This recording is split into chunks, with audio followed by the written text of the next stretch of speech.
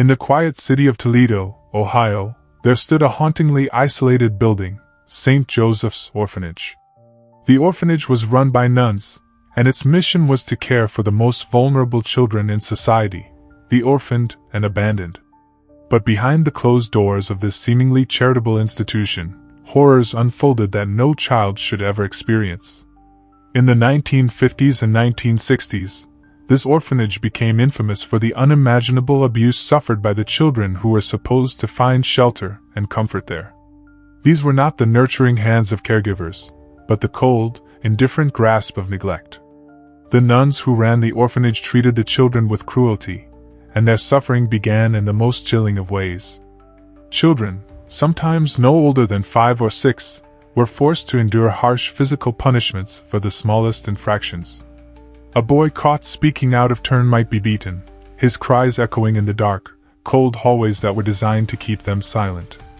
Others were locked in closets, left in the darkness for hours, sometimes days. It was a place where even the smallest act of rebellion or mischief could be met with brutal consequences. But it wasn't just the physical punishments that made St. Joseph so terrifying. The children were also subjected to psychological abuse. The nuns would isolate them from one another, forbidding them from speaking or playing together. They were taught to fear everything: their peers, the adults around them, and the very building they called home. No love, no comfort, just the cold, harsh reality of survival. Many of the children who arrived at St. Joseph's were already broken, their families lost to the cruelties of life. For them, the orphanage should have been a safe haven, but instead, it became a prison.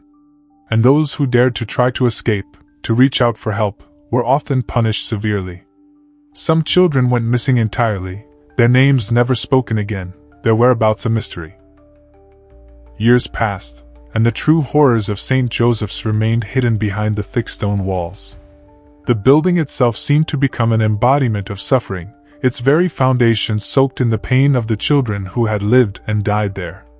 The atmosphere grew heavier with every passing year, suffocating anyone who dared to enter. It was only in the 1970s that a group of former residents of the orphanage came forward to reveal the truth. They spoke of the abuse, the terrifying conditions, and the deaths that had been swept under the rug. The nuns were investigated, but by then, many had already left, their actions forever shrouded in the veil of time. The orphanage eventually closed, but the stories did not fade. In fact, they only grew stronger. The building, now abandoned, became the subject of rumors and ghost stories. Locals began to report strange occurrences around the old structure. Some claimed to hear the sound of children crying from within the empty walls, while others spoke of seeing shadowy figures darting through the windows at night. The area surrounding the orphanage became a place of dread, where no one dared to venture after sunset. Those brave enough to enter the building during the day claimed to feel an unsettling chill in the air, an oppressive weight that seemed to follow them through the halls. Cold drafts would pass through the corridors, and sometimes, the faintest whisper would reach their ears, like a child's voice, calling out for help. Others reported seeing flickering lights through the cracked windows, even though the power had long been cut off. Those who ventured too close spoke of hearing whispers of names long forgotten, as though the children who had been lost there were trying to make themselves known, desperate to be remembered. The spirits of St. Joseph's Orphanage, many believe, have never left. They roam the empty halls, trapped between worlds, unable to find peace. And even though the building now sits silent and decaying, it's said that if you listen closely on a quiet night, you can still hear the soft whispers of the children, their cries for help still echoing in the darkness. In the midst of a war-torn world, the city of Nanking, China, was a place of unimaginable suffering. During the Second Sino-Japanese War, when Japan's brutal invasion ransacked the country, the horrors that befell the city became a haunting testament to humanity's darkest capacity. Among the thousands of civilians who perished in the infamous Nanking Massacre, countless children were abandoned, orphaned, and left to fend for themselves in a place where no safety could be found. The Nanking Orphanage, located in the heart of this chaos, was a supposed sanctuary for the city's most vulnerable, a place where the orphaned children could be cared for and protected. But this orphanage, like so many others during times of war, was far from the safe haven it promised to be. Instead, it became a place of unimaginable cruelty and suffering that would haunt the streets of Nanking for decades to come.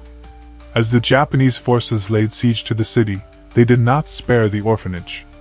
Children, most of them no older than 6 or 7, were dragged from their beds, their terrified cries ignored as they were carted away to be used in unspeakable experiments, or worse. No one was safe. The nuns and caretakers who were supposed to protect them were powerless against the invaders, and as the bloodshed escalated, the orphanage became an unwilling participant in the city's destruction. For those who managed to survive the initial chaos, the nightmare was far from over. The Japanese forces took control of the orphanage, using it as a staging ground for further atrocities. Some children were tortured, others were sacrificed in horrific rituals to satisfy the cruel whims of the invaders. The haunting accounts from survivors speak of death on a scale too terrible to imagine, bodies piling up in the courtyard, abandoned like broken toys, and the smell of decay in the air, thick and suffocating. There were whispers that the children who died in the orphanage didn't pass quietly. Their spirits, lost and angry, never found peace after their violent deaths. Locals spoke of seeing the shadowy figures of young children in the windows of the orphanage, their faces twisted in agony, pleading for someone, anyone, to help them.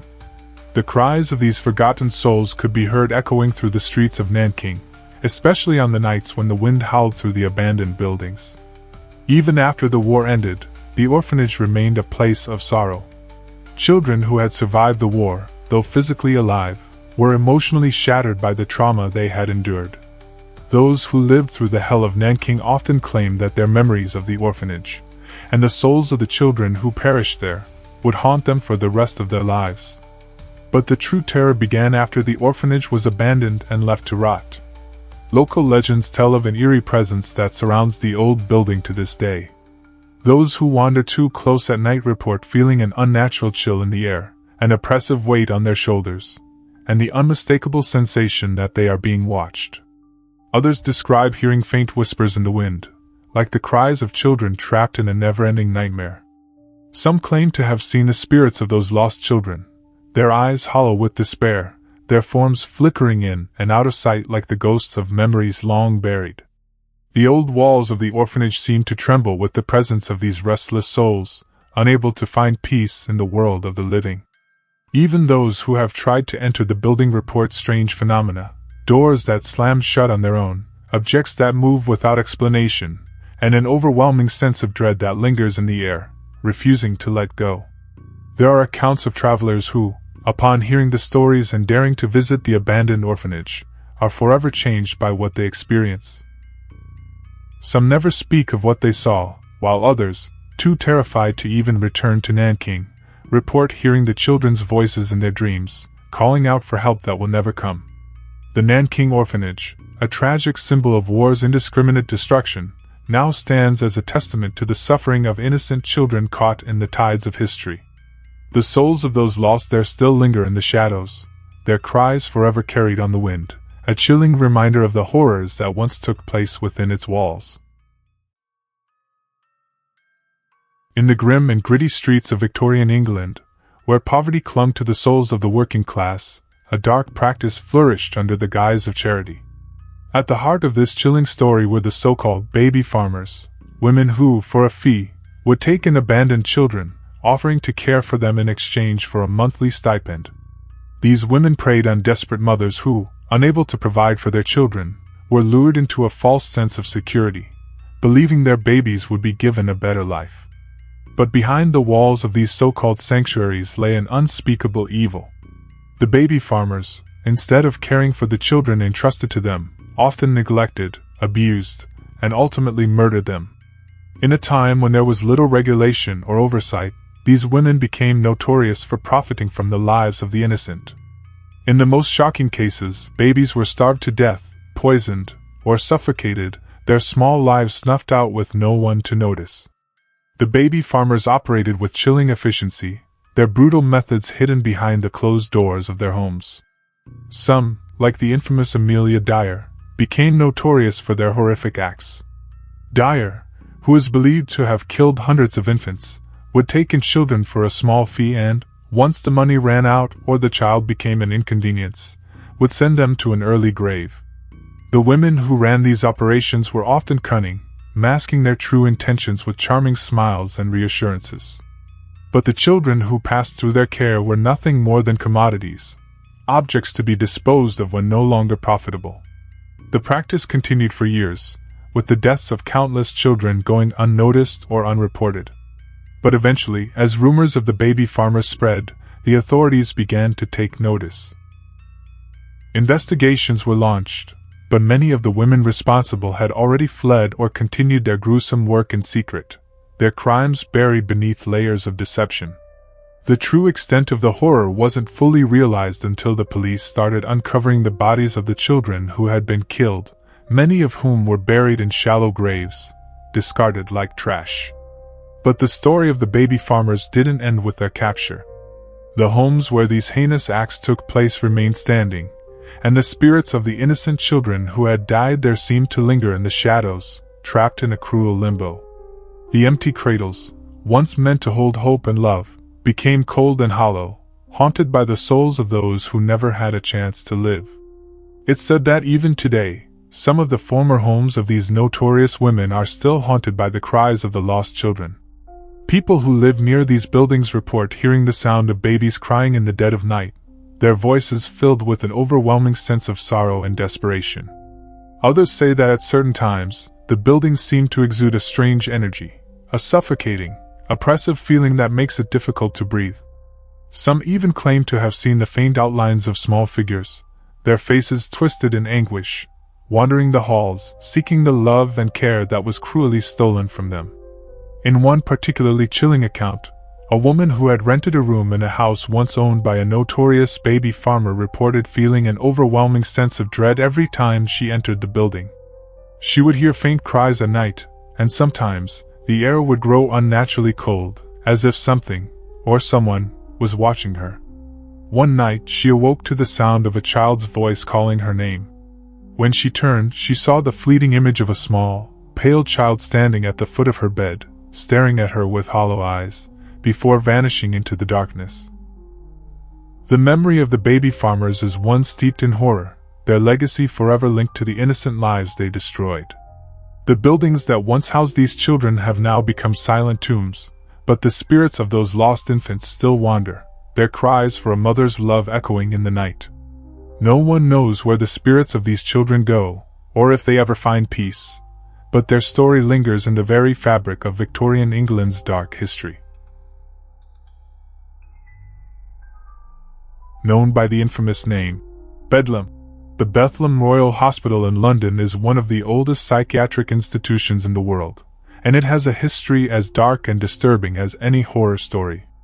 Initially founded in 1247 as a hospital for the mentally ill, Bethlem's reputation grew throughout the centuries, not as a place of healing but as a hellish nightmare of neglect, cruelty, and abuse. But perhaps the most chilling part of its legacy lies in the stories of the orphaned children who were housed within its walls during the 1800s, a period when the hospital's horrors reached their peak. In the early 19th century, Bethlem was overcrowded and underfunded, and its staff was woefully unprepared to handle the growing number of patients, both adult and child. But instead of offering refuge, the hospital became a place where the mentally ill and orphaned children alike were treated as little more than animals. The children were housed in cramped, dark wards, their cries for help ignored by indifferent caregivers who saw them as nothing more than a nuisance. The hospital had a policy of extreme isolation, leaving the children alone for long periods, surrounded by patients who were often violent and severely disturbed. It wasn't just neglect that made Bethlem a place of horror, it was the treatment. Children were subjected to cruel and inhumane experiments in the name of medicine. Doctors and caregivers, untrained and indifferent, would perform barbaric treatments, including bloodletting, electroshock therapy, and restraints, often with no regard for the physical or emotional toll on the children. They were treated as nothing more than subjects to be experimented on, their pain and suffering ignored by those meant to protect them. Many children perished in the bleak atmosphere of Bethlem, their lives snuffed out by the harsh conditions and the brutal treatments, they were subjected to. The hospital's high mortality rate became an open secret, but no one spoke of the hundreds of innocent lives that were lost within its walls. These were children who had already been abandoned by the world, and Bethlehem's horrifying treatment only ensured that their fate would be a tragic one. As the years passed and the hospital's reputation spread, the chilling tales of abuse and death became the stuff of local legend. People began to speak of the ghosts that haunted the halls, lost spirits of children who had never known love or kindness, forever trapped in the dark, oppressive atmosphere of the hospital. It is said that the cries of those children can still be heard on cold, moonless nights. Locals would often hear the faint sounds of small footsteps echoing through the hospital's empty corridors, but when they turned a corner, no one would be there. Some have reported seeing the ghostly figure of a child wandering the halls, their face twisted in fear and pain, a silent reminder of the horrors that took place within those walls. And it wasn't just the children who were said to haunt Bethlehem. Many who entered the hospital, both patients and staff, spoke of strange phenomena, cold drafts in otherwise warm rooms, objects moving on their own, and flickering lights that never seemed to stay on for long. But the most chilling reports came from those who claimed to have seen the faces of the lost children staring back at them from the darkened windows, their hollow eyes following visitors as they walked by. Despite its terrifying history, Bethlehem continued to operate for many years before it was relocated to its current site in 1930. But the building where the hospital once stood remains a reminder of the suffering that took place there. Today, the site is part of a larger, bustling area of London, but the ghosts of Bethlehem's past still linger in the minds of those who have heard the stories. The name Bedlam has become synonymous with madness, but for those who truly know the history of the hospital, it's also a symbol of the torment endured by countless orphaned children who never stood a chance. And even though Bethlehem Royal Hospital is no longer a place of torture, it's said that the spirits of those lost children never left. Their cries still echo in the hearts of those who visit the site, a chilling reminder of a dark chapter in England's history, one that will never be forgotten, as long as the ghosts of Bethlehem linger in the shadows.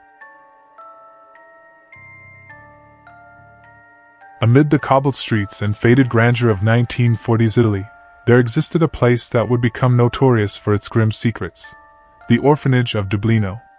To the outside world, it appeared to be a sanctuary for the abandoned and orphaned children of the war, a safe haven where they could recover from the devastation of conflict. But for the children trapped within its cold, stone walls, it was anything but a place of solace. During this tumultuous period, Italy was struggling with the aftermath of World War II. Families were torn apart, and many children were left with no one to care for them. The orphanage in Dublino was built as a response to this crisis, yet its founders had little concern for the children who came to rely on it for their survival. The orphanage was overcrowded and underfunded, and the conditions were horrifying. The walls were damp, and the rooms were dark, with little natural light to pierce the gloom. The children were forced to sleep in narrow cots, packed together like sardines, their small bodies cold and shivering. But it wasn't just the conditions that made the orphanage so terrifying. It was the cruelty of those who ran it. The staff, many of whom were religious figures, had a reputation for strict discipline and harsh treatment. Physical punishment was common, and children were often punished for the smallest infractions. The orphanage's caretakers were unfeeling and cold, their faces stern and indifferent as they administered punishment, or ignored the desperate cries for help that echoed from the darkened hallways. Even worse were the sinister rumors that began to swirl around the orphanage. Stories surfaced of children being used for illicit purposes, trafficked to wealthy families who sought to adopt them without any regard for their well-being. Some children were simply disappeared, their names struck from the records as if they had never existed. Whispers among the locals spoke of children vanishing in the middle of the night, never to be seen again. What truly turned the orphanage into a place of nightmarish fear was the sinister force that seemed to haunt it. Former residents of the orphanage reported feeling an unshakable presence, something dark and malevolent that seemed to permeate the very air. Some claimed to see shadowy figures moving in the corners of their vision, figures that would disappear when they turned to look. Others heard the faint cries of children who had long since passed, their voices filled with despair and longing. After the orphanage closed its doors in the 1950s, the building fell into disrepair. It was left abandoned, its once pristine stonework crumbling and overgrown with ivy. Yet even in its decaying state, something about the place felt wrong. Locals began to report strange occurrences. Some claimed to hear the laughter of children, soft and distant, but when they approached the building, no one was there. Others spoke of feeling an intense, suffocating cold that seemed to settle over them whenever they ventured near the former orphanage. The air was thick with the feeling of being watched, as if the souls of the children who had suffered within its walls were still lingering, unable to move on. One particularly chilling account came from a local historian who decided to explore the orphanage after hearing the tales of hauntings. He described entering the building alone, the silence so absolute that it felt as though the very building was holding its breath. As he walked through the dusty halls, he felt an increasing sense of dread. When he reached the orphanage's former nursery, he said the temperature dropped drastically, and the walls seemed to close in on him. He heard soft whispers, faint and indecipherable, but they filled the room, growing louder with every passing moment. Terrified, he fled the building, but the whispers continued to haunt him in his dreams for weeks after. Others who dared enter the orphanage were not so lucky. There are reports of people becoming disoriented within the building, losing track of time, or even becoming physically ill. One woman who entered with a group of friends claimed that her companion, a young man, suddenly collapsed, his face contorted in fear. He was later unable to explain what had happened, but his demeanor was forever changed. He refused to speak of the incident again, his eyes clouded with a terror he could not shake. The orphanage of Dublino, though long closed and forgotten by many, remains a place of dark legend and whispered fear. The spirits of the children who suffered there, those who were neglected, abused, and trafficked, are said to still haunt the empty halls, their souls trapped in a never-ending cycle of suffering. On still, quiet nights, when the moon is high, some claim to see flickering lights in the windows, like the soft glow of a lantern held by invisible hands, and hear the faint murmur of children's voices drifting on the wind, forever echoing the horrors of their past. Nestled in a quiet town in central Mexico, La Casa de los Niños was an orphanage that promised to be a sanctuary for abandoned children, a place where they could find refuge from the harsh realities of life. But for the children trapped within its walls, it would become a prison of horrors, a place where their nightmares would come to life, and where the very building itself seemed to absorb their suffering. In the 1960s, the orphanage was run by a seemingly kind-hearted woman, Señora Martinez, who was trusted by the community to care for the children who had nowhere else to go. The orphanage appeared to be an oasis of warmth in an otherwise cold world, at least on the surface. The children were given food, clothing, and shelter, and to outsiders, the orphanage seemed to be running smoothly. But behind closed doors, a dark and sinister reality took root. Señora Martinez was not the compassionate figure she appeared to be. In truth, she was a cruel and twisted woman who took pleasure in tormenting the very children she was supposed to protect. Whispers began to spread among the children of strange occurrences, of being locked in dark rooms for days at a time, or of seeing things that shouldn't be there. Some children would come back with bruises they could not explain, while others would speak of being forced to perform strange rituals under the watchful eyes of the orphanage staff. But the true horror began when a new caretaker arrived at the orphanage, a man named Jose, who was known for his erratic behavior and disturbing tendencies. Señora Martinez took an immediate liking to him, and together they formed an unholy alliance that would lead to the suffering of many. Jose was put in charge of the youngest children, and it was with them that the worst of the horrors would unfold. The children, already traumatized by their circumstances, began to experience things that no child should ever have to endure. There were reports of strange rituals taking place deep within the bowels of the orphanage, where the children were forced to participate in dark ceremonies, rituals that involved chanting, drumming, and strange symbols. Many of the children were terrified, their minds unable to comprehend what was happening to them. But those who resisted or questioned were punished severely. The punishment, though, was not just physical, it was psychological. As the years passed, the orphanage became more and more isolated. Word of its horrors was kept hidden, and the few who tried to speak out were silenced. The building itself began to deteriorate, its once pristine walls now covered in grime and peeling paint, its halls empty and eerily silent. The children were no longer allowed to leave, and the staff became more distant, more frightening. Rumors spread of children disappearing without a trace, their names wiped from the records, their existence erased as if they had never been there. The atmosphere in the orphanage grew heavy with a sense of dread, as though the very walls of the building were alive, pulsating with the pain and fear of the children trapped within. The children began to see strange apparitions, ghostly figures lurking in the shadows, faces twisted in agony, their eyes filled with an unspoken terror. Some children claimed to have seen the spirits of their fellow orphans, their faces contorted with fear, begging for help. But the most terrifying part of La Casa de los Niños was not the apparitions, but the strange energy that seemed to permeate the building. The air was thick with unease, and those who entered reported feeling as though they were being watched, their every movement followed by unseen eyes. Some described a constant feeling of coldness, even in the hottest of summer months, and the strange sound of whispers, voices too faint to understand, but full of sorrow and desperation. The children often spoke of feeling a presence, something malevolent, moving in the dark corners of the orphanage. As the years passed, the rumors surrounding La Casa de los Niños grew more disturbing. No one knew exactly what had happened to the children who had disappeared or where they had gone. Some believed that the orphanage was built on cursed land, and that the spirits of the children who had been mistreated were now trapped in the building, unable to find peace. The orphanage eventually closed in the late 1970s, but the building remained standing, abandoned and decaying. Today, La Casa de los Niños is nothing more than a crumbling ruin, its windows shattered, its walls covered in graffiti. But those who live nearby still speak of the strange happenings that occur around the old building. People who have ventured near the orphanage at night report hearing faint cries, ghostly wails that seem to come from the depths of the building, the tortured sounds of children who were never allowed to leave.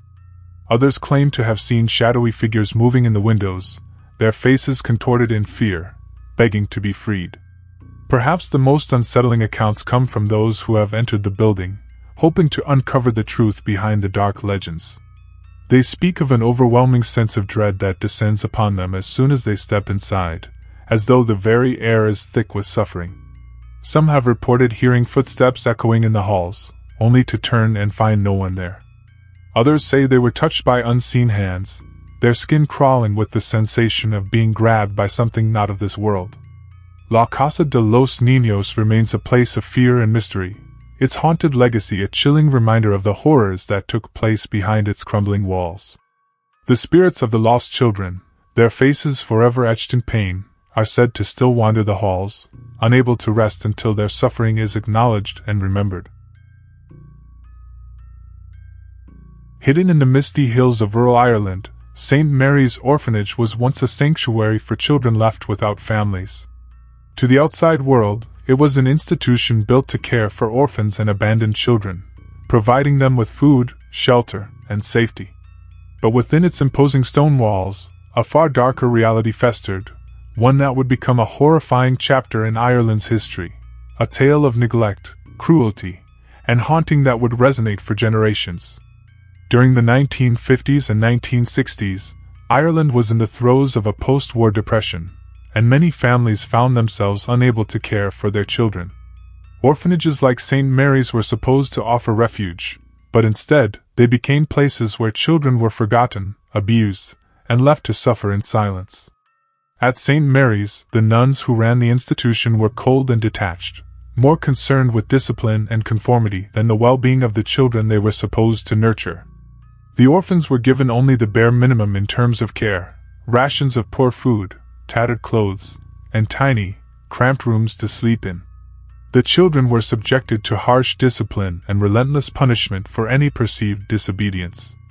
Some were locked in cold, dark rooms for days at a time as a form of punishment. Others were beaten with wooden rods or subjected to public humiliation for even the smallest infractions. The worst of the abuse, however, was reserved for the troublesome children, those who cried out for attention or dared to rebel against the oppressive system. But the true horror lay in the eerie, silent presence that seemed to hang over the orphanage. Over time, the children began to report strange occurrences, whispers in the dead of night, the sound of footsteps echoing in empty hallways, and the distinct feeling of being watched. Many claimed to see figures moving in the shadows, cloaked in black robes, their faces obscured by hoods. The children would huddle together in fear, not daring to speak of what they had seen, lest they bring down more punishment upon themselves. As the years passed, the number of children in St. Mary's continued to grow, but the level of care remained tragically inadequate. The orphanage had no resources to deal with the emotional trauma that the children had endured, and many of them suffered from lasting psychological scars. The combination of physical abuse, neglect, and the constant atmosphere of fear left deep wounds on the minds of the orphans. But the darkest chapter of St. Mary's history came with the discovery of a series of unmarked graves near the orphanage's grounds.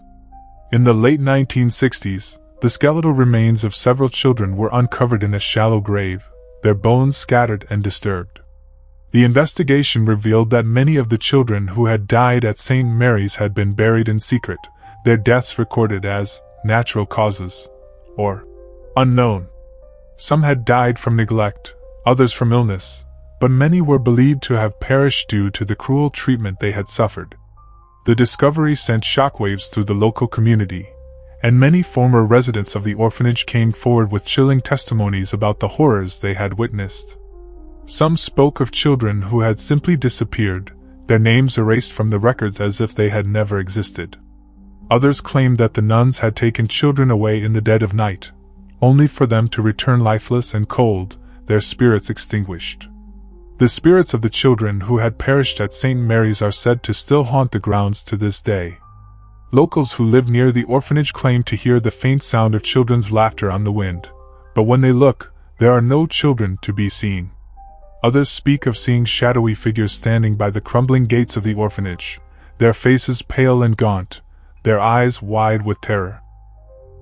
The cries of the lost children can still be heard at night, echoing through the empty halls and across the barren landscape.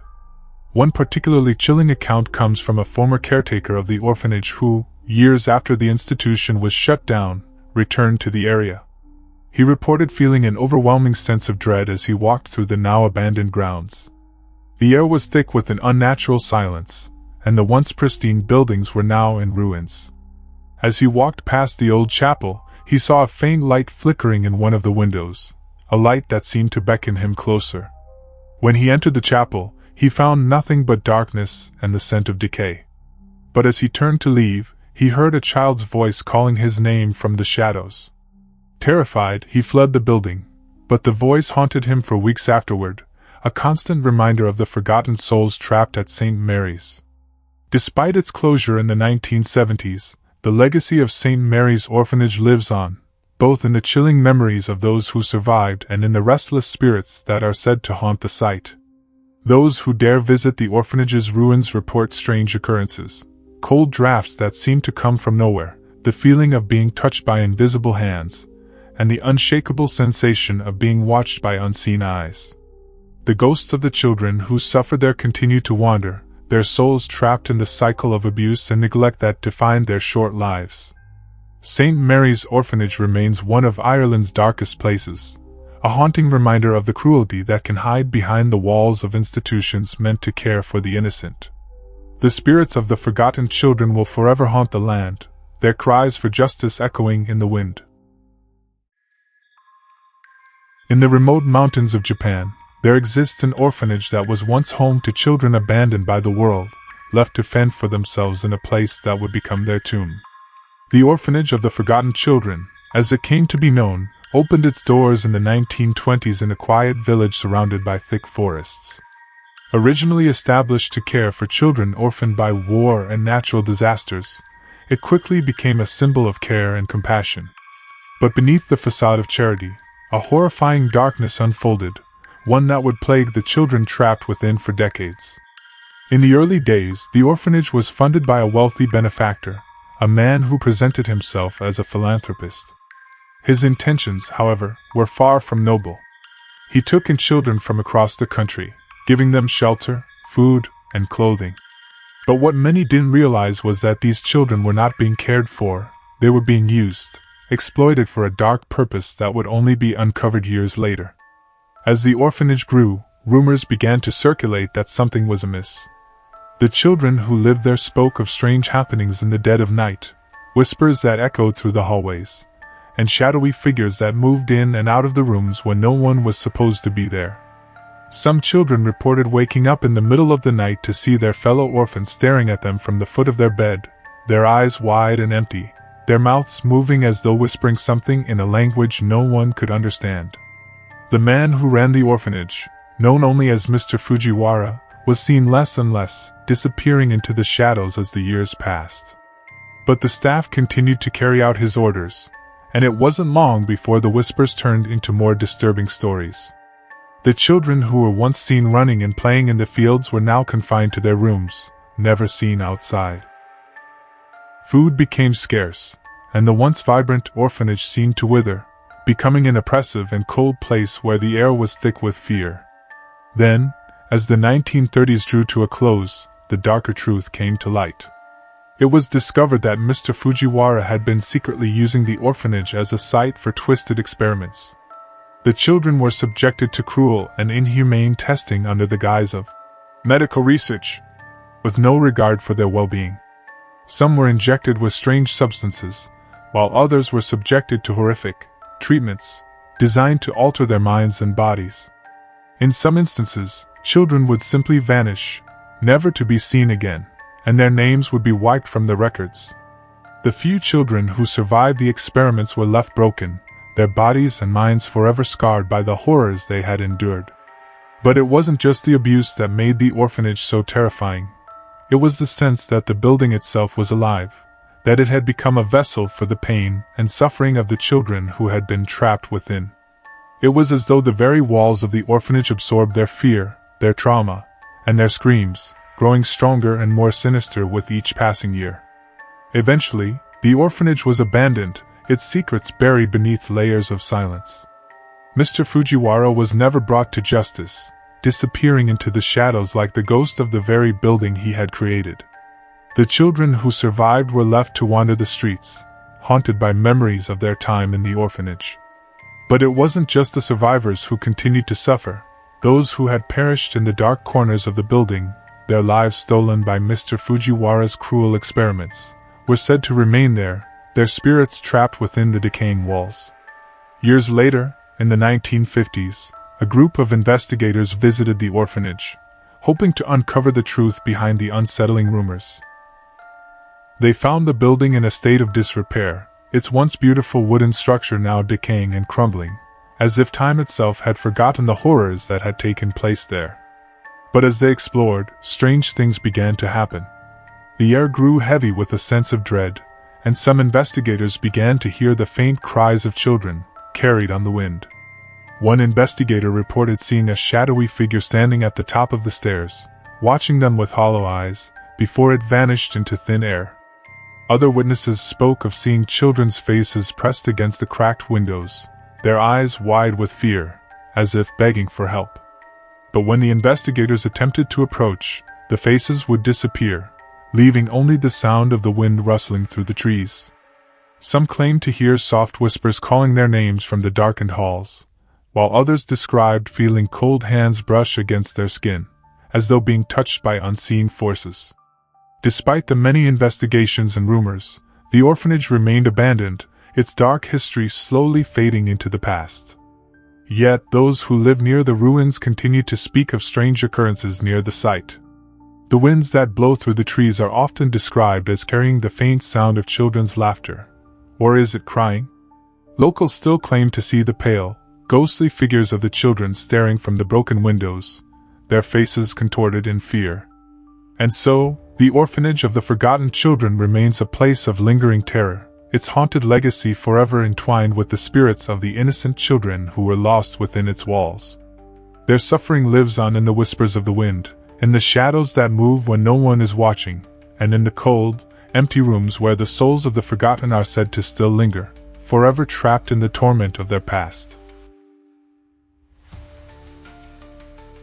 In the quiet countryside of England, hidden among sprawling oak trees and rolling hills, stood Beechwood Orphanage. To many it was a place of refuge. Children who had been abandoned or orphaned by the ravages of war or tragedy were taken in, given food, shelter, and care. The orphanage appeared to be a peaceful retreat, a place where children could grow and find a sense of stability. But in reality, Beechwood became a site of unimaginable horror, an institution where the pain of the forgotten was all too real. The orphanage, established in the 1920s by the wealthy philanthropist Sir Walter Fitzgerald, was designed to offer solace and care to orphaned children. He claimed to have founded Beechwood out of a deep sense of charity, but his true motives would soon prove to be far more sinister. Sir Walter, a man known for his cold and calculating nature, had an eerie fascination with the darker side of human existence. And as the years passed, that obsession would creep into the very walls of Beechwood Orphanage. The staff of Beechwood, mostly nuns and attendants, quickly became known for their strict and unrelenting discipline. Children were subjected to harsh punishments for the smallest of offenses, and those who dared to question authority were often locked away in dark, isolated rooms for days on end. The children, many of them already traumatized by their past, were further broken by the cruelty of the staff. There was no joy, no laughter, only the cold, harsh rhythm of obedience and fear. But the true terror of Beechwood lay in the strange occurrences that began to haunt the orphanage. At night, the children would hear the unsettling sound of footsteps echoing in the hallways, the distant rattle of chains dragging across the floor, as though someone, or something, was walking through the halls. Some children reported seeing figures in the darkness, tall, shadowy figures that moved just out of sight. But whenever they tried to look, the figures would vanish, leaving only an eerie silence in their wake. The staff insisted that the children's fears were simply products of their imagination, a side effect of their troubled pasts. But the occurrences grew more disturbing as the years passed. It wasn't long before children began to disappear without explanation, vanishing in the middle of the night, their beds empty, and their names erased from the records. It was as though they had never existed at all. Rumors began to spread among the older children. They spoke of secret rooms hidden deep within the orphanage, rooms that were not on any map, rooms where children would disappear and never return. There were whispers of dark rituals, of rituals performed by Sir Walter himself, in which the children were forced to participate. Some believed that he was using the orphanage as a front to conduct these rituals, driven by an obsession with immortality and the occult. Those who had seen or heard things they shouldn't have were said to be taken care of, disappearing as if swallowed by the earth itself. Despite the fear, the orphanage continued to operate for several more years, until a series of investigations brought attention to its darker practices. In the 1930s, local authorities began to receive reports of missing children, and the rumors of the orphanage's secret rituals could no longer be ignored. When the authorities raided Beechwood, they were met with shocking discoveries. They found the hidden rooms, locked away in the deepest parts of the building. Inside, the rooms were filled with strange symbols, scratches on the walls, some in languages no one could identify. The floors were covered with old, tattered sheets, and some of the rooms contained remnants of what appeared to be ritualistic offerings, candles, incense, and unmarked graves. Most chilling of all, however, was the discovery of a hidden chapel beneath the orphanage, a chapel that appeared to have been used for ceremonies far darker than anything anyone could have imagined. Despite the evidence of unholy practices, Sir Walter Fitzgerald was never found. He had vanished, seemingly into thin air, as if the walls of Beechwood had swallowed him whole. The orphanage was shut down, but the damage had already been done. The children who survived were left traumatized, their minds forever scarred by the horrors they had witnessed. Some would go on to tell stories of the strange, oppressive atmosphere that lingered in the orphanage long after it was closed. They spoke of being followed by dark figures, of hearing voices in the wind, of feeling cold hands brush against their skin when they were alone. The orphanage was abandoned and left to rot, its once grand walls now covered in ivy, its windows shattered. But even after the building was left to decay, the stories continued. Locals began to report strange happenings near Beechwood, claiming to hear the sound of children's voices crying out from the building at night. Others spoke of seeing figures standing in the windows, staring out with hollow eyes. The presence of something malevolent seemed to cling to the ruined orphanage, as though the souls of the children who had been lost within its walls were unable to move on. One particularly eerie account came from a man who ventured into Beechwood in the 1960s, hoping to uncover the truth behind the rumors. He described walking through the darkened hallways, feeling the temperature drop as he moved deeper into the building. The silence was suffocating, and he felt as though he were being watched from every corner. As he descended into the lower levels of the orphanage, he heard the unmistakable sound of children's laughter, soft, distant, and eerie. He turned to leave but found that the door he had entered through was now locked, trapping him inside. He later claimed that he felt a cold hand brush against his shoulder, and when he turned around, no one was there.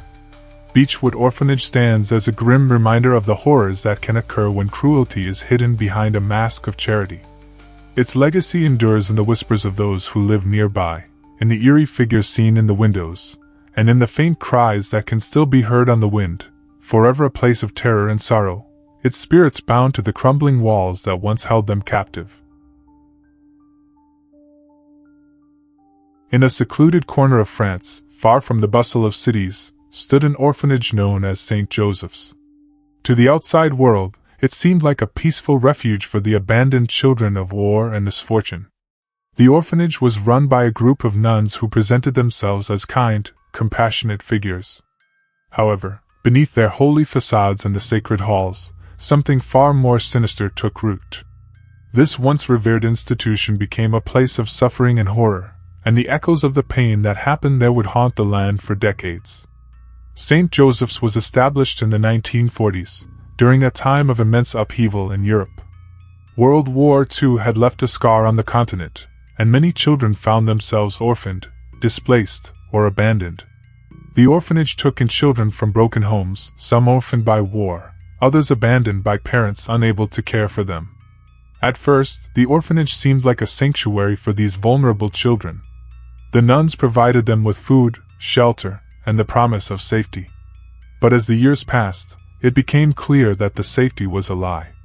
The nuns, though outwardly pious and seemingly kind, were not the caregivers they appeared to be. As time wore on, the children began to experience increasingly cruel and disturbing treatments. Physical punishment was meted out for even the slightest mistakes. Whippings, beatings, and solitary confinement became the order of the day for the children, who were too scared to resist. But it wasn't just the physical abuse that made St. Joseph so terrifying. It was the psychological torment that the children had to endure. The orphanage was eerily quiet at night, but it wasn't a peaceful silence. The children often spoke of strange sounds, heavy footsteps in the hallways when no one was supposed to be there, the whispering voices of nuns in the dark, and the muffled cries of children coming from the basement. The basement of St. Joseph's was said to be a place of horrors. The children who misbehaved or who were deemed unworthy were taken down into the darkness, never to be seen again. Whispers among the children suggested that the basement was not just a place for punishment, it was a place for experiments. Some children disappeared after being taken to the basement. No one would talk about what had happened to them, but the others knew. Some would come back with vacant, lifeless eyes, their bodies weakened and sickly. They were never the same. Others simply vanished without a trace, and their names were erased from the records, as if they had never existed. As the 1950s approached, a pattern began to emerge among the children. Those who had been in the orphanage the longest, those who had survived the cruelty and isolation, began to speak of strange dreams and visions. They claimed to see ghostly apparitions of children who had died in the basement, their faces twisted in fear and pain. The children would often wake in the dead of night, screaming in terror, their eyes wide with a fear they couldn't explain.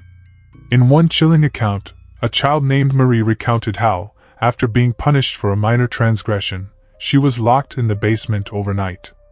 As she sat shivering in the dark, she began to hear the sounds of footsteps, dragging chains, and the faint cries of children calling for help.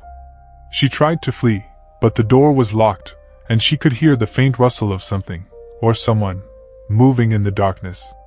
The next morning, she was found in a state of hysteria, babbling about seeing a figure standing at the bottom of the stairs, an unnaturally tall figure, draped in black. The nuns dismissed her as imagining things, but the fear that gripped her eyes left no doubt that something unspeakable lurked in the shadows of the orphanage. Years later, an investigation was launched into the rumors surrounding St. Joseph's. What they uncovered was beyond anyone's worst fears. When the authorities finally entered the orphanage, they discovered a network of hidden rooms beneath the building.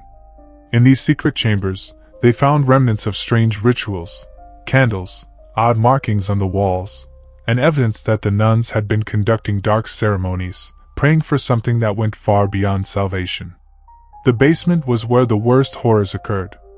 There were accounts of children being forced to participate in what the nuns claimed were rituals meant to purge their sins. It became clear that the nuns had not only abused the children physically but had subjected them to cruel psychological manipulation, convincing them that these rituals would save their souls. As the investigation continued, more disturbing facts came to light.